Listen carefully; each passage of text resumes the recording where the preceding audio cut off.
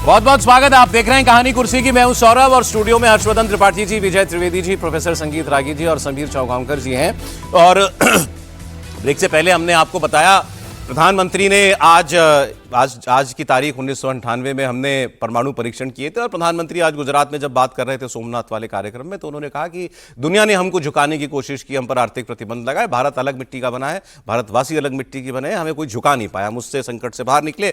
और फिर याद आया कल प्रधानमंत्री ने क्या कहा था, अपील की थी उन्होंने कि तेल गैस का खर्चा कम कीजिए, कारपूल कीजिए, मेट्रो में चलिए, वर्क फ्रॉम होम कीजिए, सोना मत खरीदिए, विदेशी यात्रा मत कीजिए, क्योंकि आपको विदेशी मुद्रा बचानी है। अब इसका इफेक्ट देखिए आप क्या हुआ है। सोना, चांदी, एयरलाइन कंपनियों और होटल्स के शेयर के दाम आज ही गिर गए। आज ही, कल तो संडे था, आज खुला मार्केट और दाम गिर गए, इनके रेट गिर गए। निफ्टी में करीब 250 अंक की गिरावट है, सेंसेक्स में करीब 950 अंकों की गिरावट अभी तक हो चुकी है। क्रूड ऑयल की अगर हम बात करें, क्योंकि प्रधानमंत्री ने ये बातें मोटे तौर पर इसलिए कही थी क्योंकि भाई तेल हम आयात कर रहे हैं और वहां उसमें आग लगी हुई है, तो इस वक्त क्रूड ऑयल की पर बैरल की कॉस्ट है $105। सोने 100 रुपए के ऊपर जाते ही वो अलग डायनेमिक्स शुरू हो जाते हैं दुनिया भर में। सोने की कीमत की बात करें तो आज 24 कैरेट 10 ग्राम सोने की कीमत है 1,50,590 रुपए, तो 1.5 लाख रुपए के आसपास बना हुआ है सोना। और इसमें 0.23% की गिरावट मात्र इतनी ही जो है वो देखने को मिली है। तो सोने की बात भी उन्होंने कही थी कि भाई 1 साल तक कम से कम शादी ब्याह किसी फंक्शन में सोना भी मत खरीदिए। सोना कोई मतलब सोना कोई गलत नहीं है इसलिए नहीं उन्होंने कहा, बट सोना भी हमें इंपोर्ट करना पड़ता है। हमारे देश में इतना सोना खरीदा जाता है कि हम दुनिया के बड़े बड़े आयातक देशों में शामिल होते हैं गोल्ड इंपोर्ट में, और वो भी आपको डॉलर में खरीदना पड़ता है। तो वो ये कह रहे थे कि अभी ये जो हमारा डॉलर का विदेशी मुद्रा भंडार है, इसकी जरूरत हमको तेल गैस संकट से निपटने में ज्यादा पड़ने वाली है, इसलिए इस खर्चे को आप बंद करें। इसीलिए उन्होंने विदेशी यात्रा के बारे में भी कहा कि यहीं घूमिए, रुपया खर्च कीजिए, बाहर जाएंगे आपको डॉलर पाउंड खर्च करना पड़ेगा, वो ना कीजिए, विदेशी मुद्रा को बचाइए। और यहां दो मेहमानों से हमारी बात हुई अभी। त्रिपाठी जी ने अपनी राय दी, प्रोफेसर साहब ने अपनी राय दी। एक बात पर ये सहमत है कि जो आरोप राहुल गांधी लगा रहे हैं कि ये इलेक्शन के बीच में नहीं, इलेक्शन के बाद किया गया चुनावी फायदे के, उन्होंने कहा ये सत्य है। इलेक्शन के बीच में कोई अप्रिय बातें नहीं करता। दूसरी बात, राहुल गांधी कह रहे हैं कि ये मिसमैनेजमेंट है और अब ये दाम बढ़ाने की तैयारी है। तो अब इस पर देखते हैं प्रोफेसर सर का क्या कहना है। सर नहीं, उस पर भी बोल दीजिए। आपने लोगों ने कहा कि यहां बढ़ेंगे दाम और जायज है, दाम बढ़ना भी जायज है। ये मिसमैनेजमेंट के कारण नहीं है, सप्लाई चेन में ब्रेक के कारण। ये तो बात हुई कि मुझे भी आज ही कल रात को ही पता चला कि चुनाव खत्म हो गए। जब प्रधानमंत्री जी ने ऐलान किया तो अब तो मतलब ये खत्म हो गया, अब अगले साल होने चुनाव। बहुत अच्छा तंज करते हैं आप। तो मुद्दा क्या है कि संकट क्या है। आज बहुत अच्छी बात कही प्रधानमंत्री जी ने, 11 मई 1998 की। मैं उस समय वहाँ था, प्रधानमंत्री जी वाजपेयी जी ने जब देश के लिए बड़ी घोषणा की। और ये भी सच है कि उसके बाद जितने बड़े आर्थिक प्रतिबंध दुनिया भर के देशों ने लगाए उतने कभी नहीं लगे हिंदुस्तान में। लेकिन मुझे याद नहीं आता कि कोई आम आदमी पे कोई संकट या प्रतिबंध उस सरकार ने लगाया था। पास ऑन नहीं किया, कोई पास ऑन नहीं किया। ठीक है। 2 साल तक जसवंत सिंह जी और तमाम लोग, प्रधानमंत्री, वित्त मंत्री यशवंत जी थे और सब लोगों ने जो भी कोशिशें होनी चाहिए थी वो की, लेकिन वो संकट, वो प्रतिबंध जनता पर कोई आर्थिक पास ऑन नहीं किया। आर्थिक कोई भी तरह का कोई बोझ नहीं डाला। ये एक फैक्ट है। ठीक है। दूसरा फैक्ट क्या है कि जब भी कोई संकट होता है, बहुत सारे प्रधानमंत्रियों का इतिहास है, अभी हमारे मित्र लोग करेंगे, मैं आपको वैसे बताऊं। जवाहरलाल नेहरू जी ने जब संकट था दुनिया में, उस समय जंग चल रहे थे, तो उनका हमें किस तरह से बिहेव करना है। जब लाल बहादुर शास्त्री बने तो उन्होंने तो एक वक्त का भोजन छोड़ने की अपील की। 70s में जब इंदिरा गांधी थी तो उस समय उन्होंने कहा कि भाई हमारे को सेना के लिए वो चाहिए, फंड चाहिए, ये सब चाहिए, तो आप दान करें, अपने आभूषण दान करें, ये सब। तो एक पक्ष ये भी है कि भी इस तरह की अपील होती है।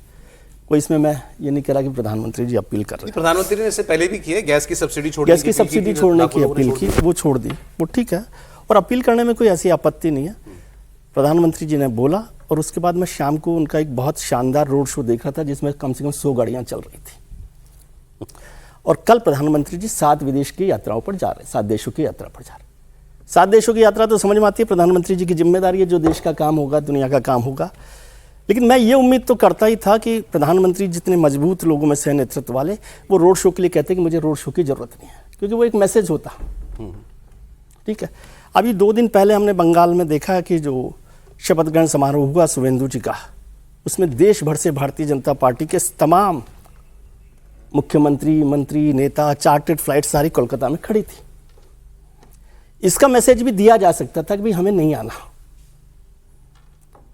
मैसेज जब आप देते हैं तो लोग उसको ज़्यादा गंभीरता से लेते हैं। आप कुछ और करें, दूसरे को वो जो कहा मोटी बात यह है कि उन्होंने अपना राजनीतिक और चुनावी काम निपटा दिया, उसके बाद लोगों उसके बाद ये अपील की। ठीक है। तो ये बात है। अब क्या आज संकट बढ़ा है? चुनाव को छोड़ दीजिए, आपने बताया 105 रुपये बैरल हो रहा है, 100 रुपये है, 105 मान लीजिए। जब 140 रुपये हो गया था तब हमने दाम नहीं बढ़ाए थे। नहीं बढ़ाए। आज जंग भी नहीं चल रही, जंग खत्म है, एक तरह से सीज फायर हो गया है, आना जाना भी चल रहा है, ये सब चल रहा है। तो क्या ऐसी वजह है कि जिसकी वजह से हमें तेल के दाम बढ़ाने पड़ रहे हैं? ऐसा कहा किसी ने नहीं है सर, ये अनुमान है। ये तो अभी 2 दिन में, अरे प्रधानमंत्री जी ने जो मैसेज दिया है, मैं बता रहा हूँ, वो उन्होंने आपको बहुत गंभीरता से चेताया है कि नहीं, हार्ड डेज आर कमिंग। इन्होंने इन दोनों का तो मानना है बढ़ेंगे दाम, आपका मानना है बढ़ेंगे दाम? 100% बढ़ेंगे। ठीक है। और मैं इस पर नहीं जा रहा कि बढ़ने चाहिए कि नहीं बढ़ने चाहिए, बढ़ेंगे। आपने कहा जब $140 हो गया था तब दाम नहीं बढ़ाया, तो अभी 100 रुपया पे 105 पे और तब जंग चल रही थी, तब जंग चल रही थी, तब जहाज बंद हो गए थे। तो ये अपील अब क्यों आई है? हाँ, तो वही कह रहा हूँ ना कि अपील क्यों अब आई है।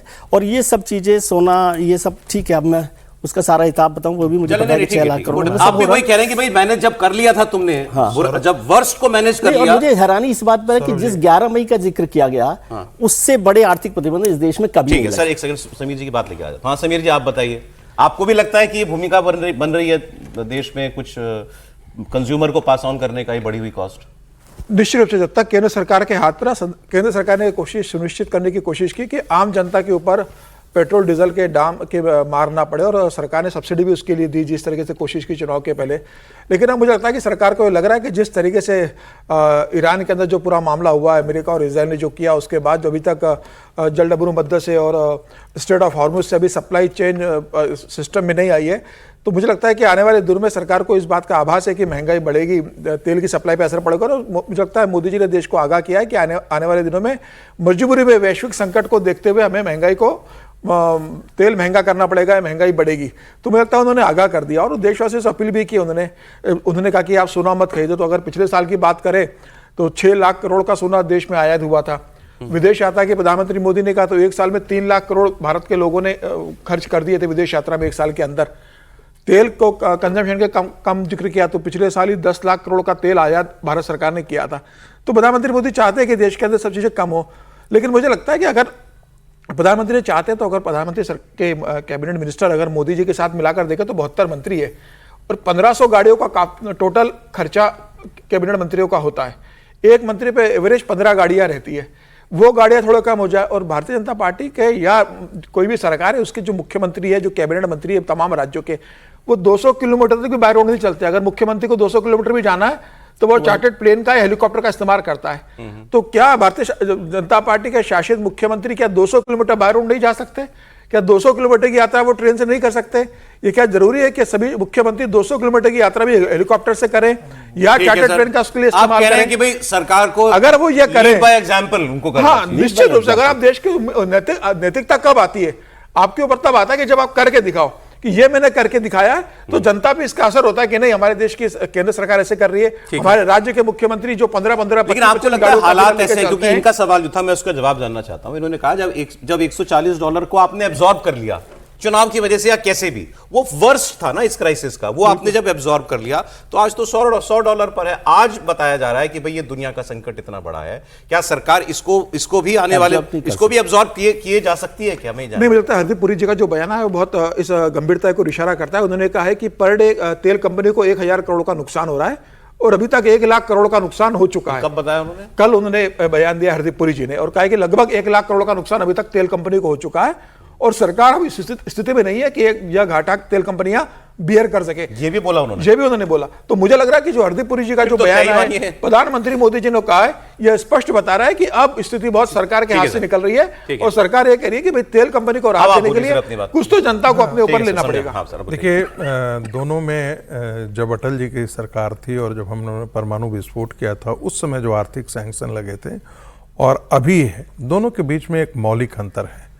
उस समय प्रतिबंध ये नहीं लगाया गया था कि आपको तेल की सप्लाई कर दिया जाए। नहीं, महंगा नहीं, तेल की सप्लाई रुक जाना। हाँ, बिल्कुल ठीक। देखिए, ये अभी जो प्रधानमंत्री जी का आह्वान है इस बात के लिए नहीं है क्योंकि तेल महंगा हो जाएगा, $140 चला जाए, तेल पहुंचे ही नहीं, ये डर सता रहा है कि जल डमरू मध्य से आपके आवाजाही जहाजों का बंद है।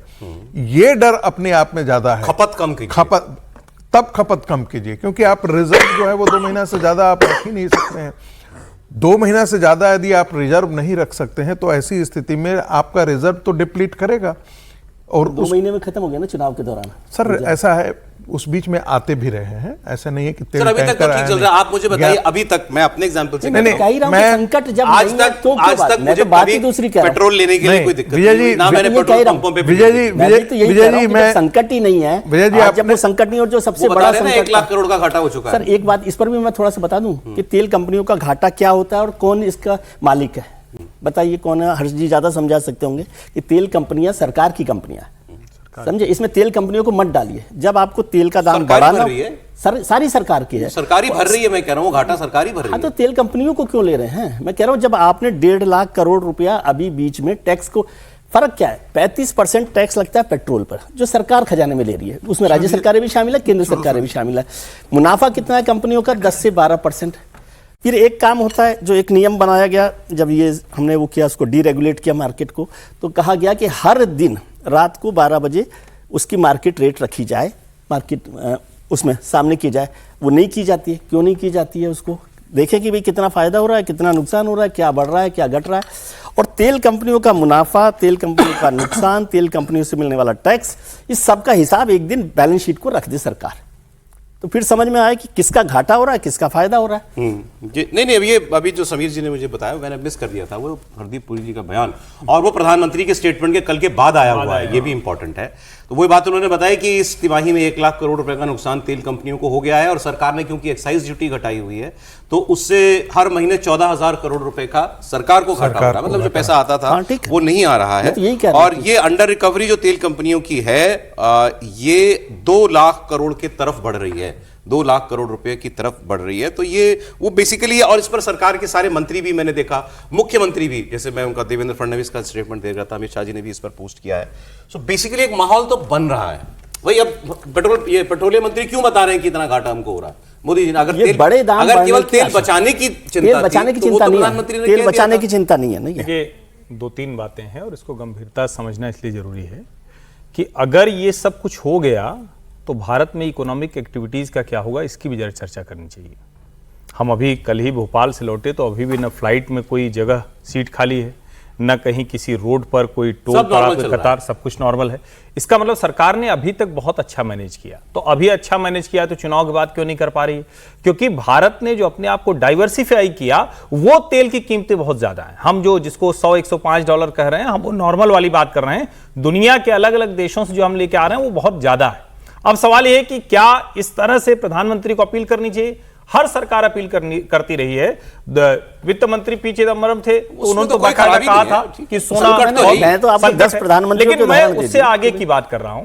देखिए, जब इस तरह की अपील होती है तो उससे बेहतर होता है, जैसे कल ही मतलब किसी, इसलिए नहीं कि वो मोहन यादव के संदर्भ से मैं कह रहा हूं, क्योंकि भोपाल से मैं लौटा तो इसलिए उस संदर्भ से बता रहा हूं। मुझे पता चला कि मोहन जी अधिकांशतः उज्जैन रहते हैं और हेलीकॉप्टर से आते हैं, और उसका जो राजकीय विमानतल है वहां से रूट लगता है और वो चले आते हैं। भोपाल में जो कार्यक्रम होता है करके चले जाते हैं। हर राज्य में मुख्यमंत्री, उप मुख्यमंत्री, मंत्री, वो सब हेलीकॉप्टर से, राजकीय विमान से घूम रहे हैं। जो, और इसमें एक अच्छा है, जैसे हम लोग गिरिराज जी की चर्चा गलत संदर्भों में ही करते हैं कि उन्होंने ये हिंदू मुस्लिम बयान दे दिया। आज गिरिराज जी ने खरीद ली है ईवी कार। उन्होंने कहा कि पीएम ने कहा तो हमने ईवी खरीद लिया, हमारे पास पहले पेट्रोल वाली थी, अब हम उसको छोड़ ठीक है। जब सरकार में बैठे लोग ये करेंगे। और देखिए, कोई कुछ भी कहे, मैं आज भी मानता हूं कि इस देश में नरेंद्र मोदी की जैसी अपील है वैसी किसी की नहीं रही। लाल बहादुर शास्त्री ने कहा था, लोगों ने खाना बंद कर दिया था। इंदिरा जी ने युद्ध के समय में गहने की, लेकिन सामान्य स्थिति में सिलेंडर की सब्सिडी छोड़वा देना, ट्रेन की सब्सिडी छोड़, सब मोदी जी करा लेते हैं। लेकिन मोदी जी सरकार भी ये करती हुई दिखे, सरकार भी ये करती हुई दिखी। एक बात ये तो ये जरूर- आई। यही दूसरी बात बात जो ये कह रहे हैं, जो कांग्रेस मान लीजिए कहती है कि भाई 10 साल में 1.5 लाख करोड़ रुपया तेल बेच के सरकार ने मुनाफा कमाया, ये कहा जाता है। अभी भी आप वही बात कर रहे थे ना और अभी भी आपने बताया कि आप जो 1 लीटर तेल खरीदते हैं 10 टाइम्स कैपिटल एक्सपेंडिचर हो गया सौरभ जी, 10 टाइम्स। अग्रीड, सरकार ने खर्चा भी किया, कोई नहीं कह रहा। वो कह रहे हैं कि जो आप तेल 1 लीटर खरीदते हो उसमें कितना % टैक्स दे रहे हो, केवल आप लागत ही नहीं भर रहे हो ना, उसमें टैक्स भी भर रहे हो, तो वो सरकार और कंपनियां उसको कमा रही हैं। सवाल केवल इतना है, अब क्या जैसे अभी 3 महीने 3.5 महीने सरकार ने कोई कॉस्ट पास ऑन नहीं की है, क्या ये सस्टेनेबल है आने वाले वक्त? कतई सस्टेनेबल नहीं है, कतई नहीं। और मेरा तो उस वक्त भी ये मानना था, और मैंने तो कहा ही कि अप्रिय निर्णय सरकार चुनाव के समय, कोई पार्टी चुनाव के समय में नहीं लेती है, लेकिन आपको ये करना ही पड़ेगा। ये संभव नहीं कि आप रोज कहें कि अच्छा चलो ये डाल देते हैं हम पैसा, कब तक डालते रहेंगे, ये पॉसिबल नहीं। बेहतर ये है आपूर्ति सुनिश्चित रहे, सब कुछ सामान्य चले, कीमतें बढ़ेंगी तो उसके लिहाज से अपनी खपत खुद ही लोग कम करें। खपत कम कीजिए और दाम तो सरकार। अच्छा, मैंने वो इंडक्शन खरीद लिया, मैं बता दूं, मैं इंडक्शन आप और गिरिराज सिंह जीवन में पहली बार। आप और गिरिराज सिंह जी ने दोनों ने तुरंत फैसला किया। अच्छा एक सेकंड, अब इस सब का जो जननी है वो तो है ये युद्ध, तो इसका क्या हुआ, इसमें अभी क्या चल रहा है वो आपको बता दें। अमेरिकी राष्ट्रपति डोनाल्ड ट्रंप ने ईरान के नए शांति प्रस्ताव को खारिज कर दिया है, तो अभी कोई सूरत नहीं निकल रही है हल की। तेहरान ने रविवार को पाकिस्तान के जरिए अमेरिका को एक प्रस्ताव भेजा था। इस प्रस्ताव में युद्ध खत्म करने, फारस की खाड़ी और हॉर्मुज स्ट्रेट में समुद्री सुरक्षा सुनिश्चित करने, ईरान पर लगे प्रतिबंध हटाने और परमाणु कार्यक्रम पर बातचीत की बात कही गई थी। ईरान अपने परमाणु कार्यक्रम और हाईली एनरिच्ड यूरेनियम पर पूरी तरह समझौता करने को तैयार नहीं है, लेकिन वो कुछ कंसेशंस देने के लिए तैयार है। और ट्रंप को उसने ये प्रस्ताव पहले भी दिया था, लेकिन एक बार फिर इस प्रस्ताव को खारिज कर दिया गया है, तो ये भी एक बड़ी खबर है। अच्छा, इस बीच में यहाँ तो हम तेल कम करने की अपील हो रही है, खपत की कम करने की अपील हो रही है। देखिए दुनिया में क्या हो रहा है।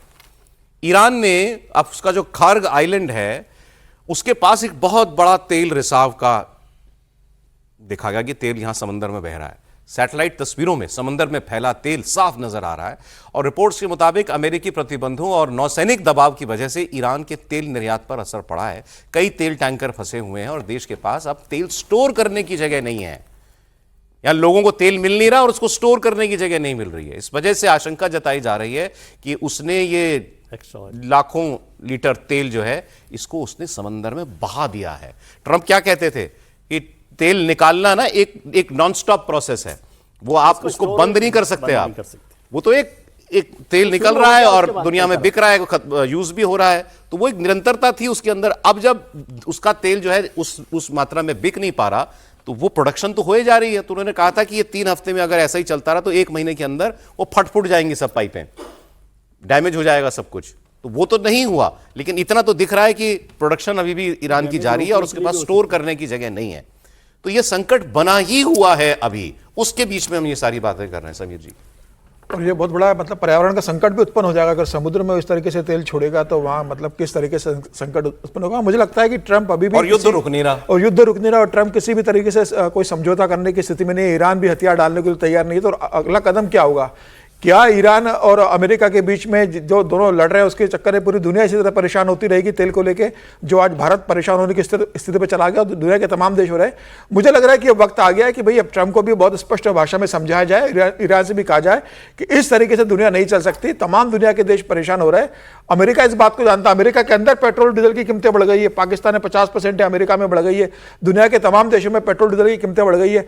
भारत में जरूर भारत सरकार ने अभी इस कीमतों को बढ़ने नहीं दिया है, लेकिन जिस तरीके से प्रधानमंत्री मोदी का बयान आया वो इस दिशा के इंगित करता है कि भाई फिलहाल अमेरिका और ईरान के बीच में कोई शांति समझौता और युद्ध रुकने की स्थिति नजर नहीं आ रही है। यह स्थिति लंबे खिंचने वाली है, भारत सरकार को ही लगता है, और इसीलिए प्रधानमंत्री मोदी ने अपील की जो लंबा युद्ध चलने वाला है, कुछ महीने तो मान के चले। निश्चित रूप से मुझे लगता है कि प्रधानमंत्री इस स्थिति को भांप लिया और इसलिए देशवासियों से कहा है कि आप अपनी जरूरतों को कम करें, क्योंकि फिलहाल जहां से हमें तेल मिलता था, प्रधानमंत्री ने कहा कि हमारे पास कोई तेल के कुएं नहीं है कि हम खुद तेल निकालें, हम दूसरे पर निर्भर है।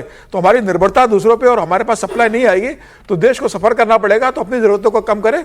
मुझे लग रहा है कि अब ट्रंप के ऊपर दबाव बढ़ना चाहिए कि ट्रंप जिस दिशा में जा रहे हैं, अगर वो कल फिर ईरान पर हमला कर देते हैं और फिर 15 दिन महीने भर के लिए अगर जल डबरू मध्य में या स्ट्रेट ऑफ हॉर्मुज से जहाज निकलना बंद हो जाते हैं तो दुनिया में और भारत के लिए और एशिया के लिए कितना बड़ा संकट खड़ा होगा। अगर हमारे यहाँ वो एक्चुअली इलेक्शन के चक्कर में इसकी कवरेज भी थोड़ी कम हो गई थी, लेकिन हमारे यहाँ अगर कोई संकट नहीं हो रहा तो मतलब तेल कहीं से तो आ ही रहा है। त्रिपाठी जी ने बताया कि वो डाइवर्सिफाई किया हुआ था, वो हम यहाँ से 40-45% तेल इसी स्ट्रेट ऑफ ऑस्ट्रेलिया हॉर्मुज से से, लेते कहीं थे से, और देशों से आ रहा मंगा होगा, तो आपूर्ति अभी तक तो मेंटेन्ड है। मेजर प्रॉब्लम कॉस्ट है। अब सर ये मुझे बताइए कि ये जंग रुकने के जो प्रयास चल रहे हैं, कहीं अभी तक लग रहा है आपको कि कुछ कामयाबी मिल सकती है? अभी तक तो मुझे नहीं दिख रही है। और जो अमेरिकन प्रेसिडेंट को CIA ने जो रिपोर्ट दी है उसमें कहा है कि 39 दिन 39 डेज तक नाकेबंदी जो है वो ईरान झेलने में समर्थ है पूरी तरीके से। उसके बाद ही उसके नाकेबंदी का कोई असर होगा। 39 डेज तो काफी हफ्तों से तो करीब करीब मुझे लगता है उसके नज़दीक पहुंच रहा है। तो अभी 39 डेज मुझे नहीं लगता है, लगता है 20-25 दिन हुआ होगा। तो इंतज़ार कीजिए कि 20-25 दिन बाद क्या ईरान का स्टैंड में क्या बदलाव होता है, क्योंकि जो नाकेबंदी है उससे कहा यह जा रहा है कि लॉस ईरान का जितना हो रहा है उससे ज़्यादा पूरी दुनिया का लॉस हो रहा है। और ईरान कम से कम 39 दिन तक इस नाकेबंदी को झेलने में समर्थ है। उसके बाद उसके डोमेस्टिक पॉलिटिक्स पर उसका असर पड़ सकता है।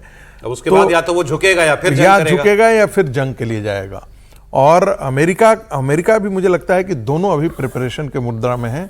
दोनों ये मानते हैं कि यदि नहीं होगा तो फिर से दोबारा जंग शुरू करने की जरूरत पड़ सकती है। एक ब्रेक ले लेते हैं। वैश्विक संकट का चीन पर भी कोई असर पड़ा क्या? मैं गया नहीं चीन। हाँ, पड़ा है सर। कि तेल के दाम और वो सब बढ़ा। ये अच्छा कि ये सवाल चीन ने तेल के दाम बढ़ाए 13 मई से। चीन में अमेरिका ने दोनों ने तेल और गैस के दाम बढ़ा दिए। चीन में 11% उसी वक्त कीमतें बढ़ गई थी। इधर का चेक नहीं किया इसलिए लेटेस्ट नहीं बता पा रहा हूं, लेकिन चीन में 11% उसी दौरान बढ़ गई थी जिस वक्त हम लोग बात कर रहे थे कि यहाँ कोई कीमतें नहीं बढ़ी। चीन में भी बढ़ गए सर। मैक्सिमम रिजर्व है दुनिया का सर्वाधिक रिजर्व उसी के हमने पास। तो 1000 रुपए सिलेंडर पे बढ़ाया। ब्रेक 1000 रुपए बढ़ाया सिलेंडर पे। 1 घंटे की अभी इस बहस का लबो-लुबाब ये है कि प्रधानमंत्री ने अपील की है तो कोई उसके पीछे कोई बड़ी वजह है। तो अब मेंटली प्रिपेयर हो जाइए, थोड़ा सा अपने रूटीन में अपनी नहीं, वो बड़ा मैं आपको कह रहा हूं, आप बहुत सॉफ्ट तरीके से बोल रहे हैं। प्रधानमंत्री जी ने बड़ी चिंता जाहिर की। मैंने सॉफ्ट में जानबूझ के इसलिए कह रहा हूं कि कल को सरकार ये ना कह दे कि हम अफवाह फैला रहे हैं। नहीं, प्रधानमंत्री इतना ही कह रहे हैं कि भाई कुछ सरकार फैसला ले तो आप आश्चर्य में मत आइए। प्रधानमंत्री जी चिंता जाहिर किए हैं, आप तंज कर रहे हैं।